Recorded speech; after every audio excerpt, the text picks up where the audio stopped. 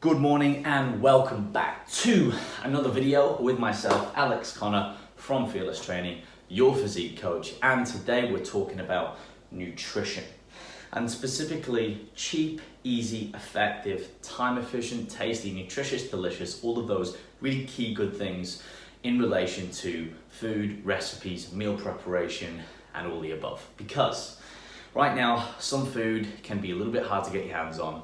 Let's face it, it's always better, depending on any situation, even the one that we're in, to have something that's really quick, easy to go to, tasty, nutritious, and again, ticking all of those boxes that really we all want ticked all the time. Now, in my experience, as always, the biggest challenges are actually making the food. Getting it, doing it, the methods, the devil's in the details. How do you make it taste good? How do you make it nutritious? How do you track it? How do you actually make it time efficient? Where do you find time in the day? Etc. So there's always these barriers to entry or excuses and things that people dream up that make it really hard. So I'm gonna go through and give you a bit of a short synopsis of my meal prep once again, and I'm gonna give you examples of 2 meals that you can easily customize into many variations to fit your nutritional preferences, your calories, your macros, whatever it is, whether you track or don't track, to at least provide nutritious meals for yourself and the whole family. And we're gonna keep it dead simple, because if I can do it, you can do it. And it's just a matter of trial and error. So without further ado, let's get into it.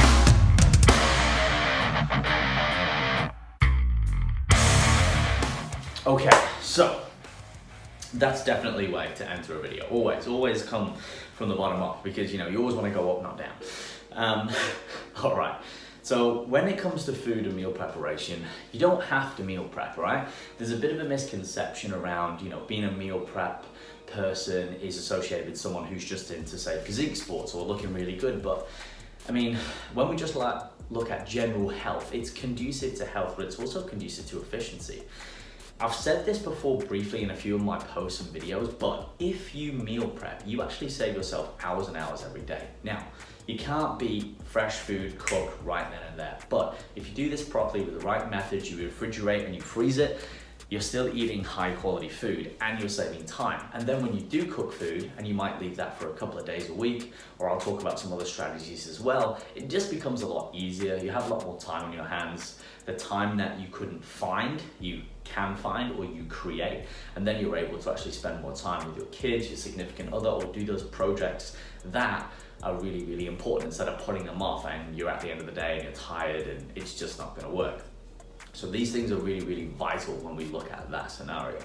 Now, a caveat to this: if you want more in-depth recipes, if you want more professional, streamlined content, my academy, yes, I'm banging on about it again. Click in the link in the description below. It's the Netflix of fitness, and we're just getting started. We've got everything from training fundamentals, nutrition, recipes, smoothies, all different types of tactics, lifestyle, podcasts, vlogs, you name it. If you like my content, you will love the academy content, okay?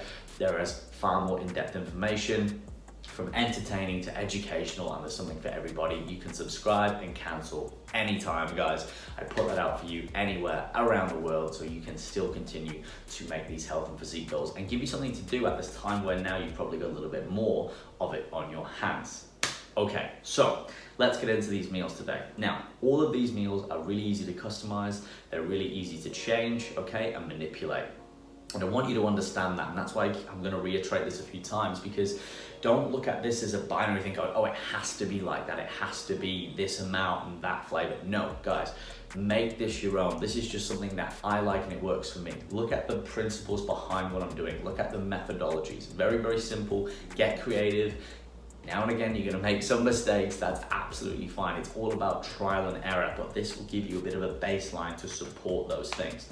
So the first thing I like to do when I'm preparing my cooking is segment it up into different sections. And over time, I might refine it and go, oh, it's better if I do this first, or it's better if I cook that first, etc. So the first thing I do is actually lay out all the bowls, because I'm gonna make multiple meals. I generally make, at the moment, 5 lunches and 5 dinners out of this, and then I like to cook fresh or eat fresh on the weekends.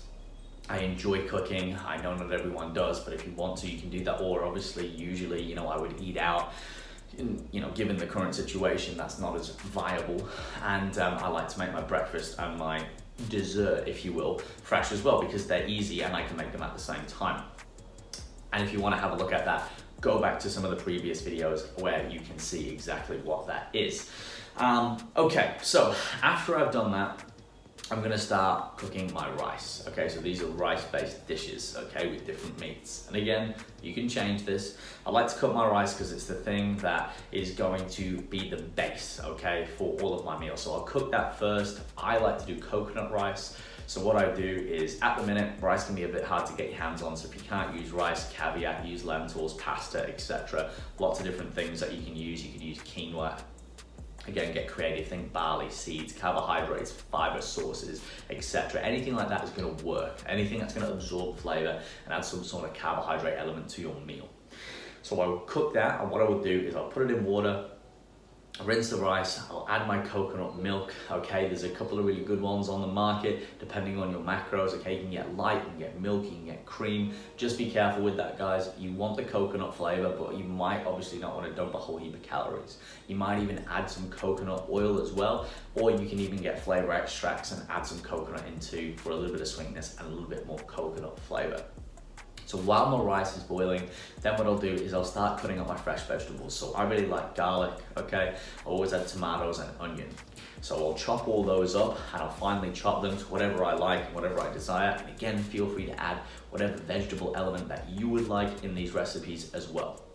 Now, I will also get some stir-fry vegetables as a bit of a base and a filler, just to fill all those gaps, because I don't want to chop a million different types of vegetables. And contrary to popular belief, or what some people believe, frozen veg is actually quite good, because obviously it's frozen, they keep the flavor, you've got all your micronutrients still in there too, and it's convenient. So I whack that bag open, I put that on the stove, because I'm going to stir fry and cook all these vegetables through just with a little bit of flavor. So once I've chopped all of my other fresh elements, my garlic, my tomato, etc., I'll pop that in a pan and I'll add some soy sauce, or I might even add some oyster sauce, or whatever it is that you want, Worcestershire, a little bit of salt and pepper, and I'll cook that through. And then I may even add, depending on what I'm doing on what dish, I might add some cashew nuts, etc. And feel free to get creative here, guys. Don't go over the top with spices and flavors, because often in life, as always, less is more to a degree. So once I've cooked that, I will finish off the rice. The rice is usually done. Make sure it doesn't go too dry, guys. So make sure you keep stirring it. Keep an eye on it, depending whether you do it in a pot or a rice cooker or how much you're doing. Just make sure you keep turning it. A little bit of salt in that water as well. And then I'll distribute that throughout of the bowls. Then what I'll do, once my stir-fried vegetables have cooled and I've distributed my rice, I'll do the same thing, okay, with my vegetables. So now I've got 10 meals with the rice distributed up and also the vegetables. Now, what you need to do, if you want to track this, you can use MyFitnessPal or whatever tool you're tracking, and you just divide everything by the amount of meals you're having. So I'll divide the kilo of rice I have by 10. I'll divide the 750 or 800 grams or whatever it is of vegetables by 10 or whatever it might be, or by 5. Okay, really, really easy. Pop that into MyFitnessPal. You can even make this into a recipe and save it as a recipe, and then obviously customize it as you change it. And that way you can track all the calories, and it's really, really easy and simple. And you don't have to worry about weighing it out when you put it out, because if you've already divided the calories, even if you have some dishes that have a little bit more rice than others throughout the week, you're still going to consume the same amount of calories. So just eyeball it when you put it out, because you've already accounted for the calories, right? Now, the last thing is the meat. So I'll start off with the red meat first in this scenario. I was actually planning on making a green curry for the second dish, but didn't work out because it turns out I forgot the green curry. So anyway, I ended up doing something else. But for the meat dish, I've been doing this kind of cashew stir fry. And I used to do it with chicken, but now I started to do it with beef. Sounds strange? Trust me, try it.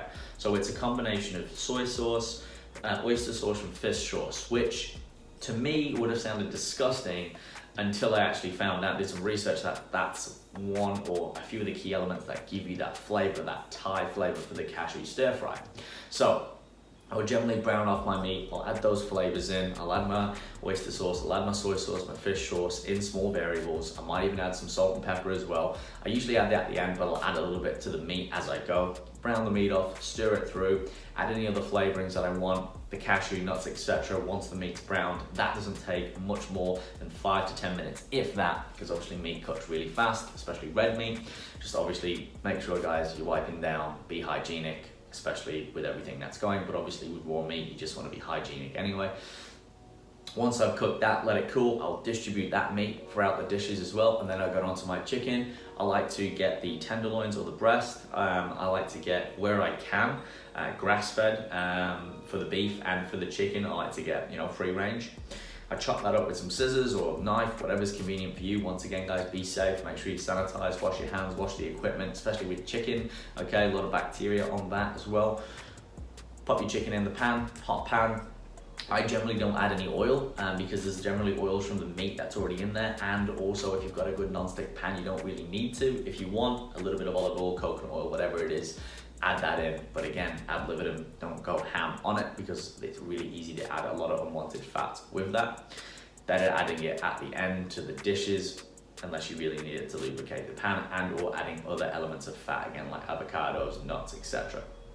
Good essential fatty acids. Then what I'll do is I'll, again, cook the chicken, make sure I've sealed it, so make sure it's all white around the edges, okay? And then make sure I give it at least 5 to 10 minutes, hot pan. You get good at this, just make sure it's not red or pink in the middle. I will add also usually my green curry. In this scenario, I had a Sweet Baby Ray's barbecue, so I went with like a barbecue bourbon-based sauce or something. I don't know, it was good, all right? So pop that all in the pan, cook that off, and again, distribute it throughout my meals. And that is pretty much it. Really simple, really underwhelming. It's not hard, and that's pretty much done. And I can do this now in 45 minutes to an hour. I stick a podcast in, I listen to something that I enjoy, and I get cooking. And it really, really isn't that much work. Clean as you go along, distribute as you go along, and then really easy to change the quality. So guys, give this a go. You can save yourself time, even though you've got time on your hands now. It's really easy to get complacent. So pick a day. Get the kids involved, okay? Get your husband, get your wife, whatever it is, get your partner, get in the kitchen together. Or maybe it's a bit of alone time. Again, you stick your podcast in, hey guys, I'm gonna make us all some food for an hour. Get creative, change the spices, change the flavors, change the elements. If you don't like meat, change that out for something else. There's so many different things that you can do, and then you're prepared. Even if you make a batch of food and just freeze it, and even if you just make dinners, you don't have to do it exactly this way, but look at the principles and look at the methodology behind it. So guys, I'm gonna leave it there. If you've got any questions about how to do this specifically, or there's something that you didn't quite understand, comment below. Share this around with other people that you know will benefit, because a lot of people really struggle when it comes to meal preparation, when it comes to nutrition, when it comes to variety, okay? Preparing these foods, making sure they're nutritious, how to do it, all those little gray areas that we don't really get to talk about, etc.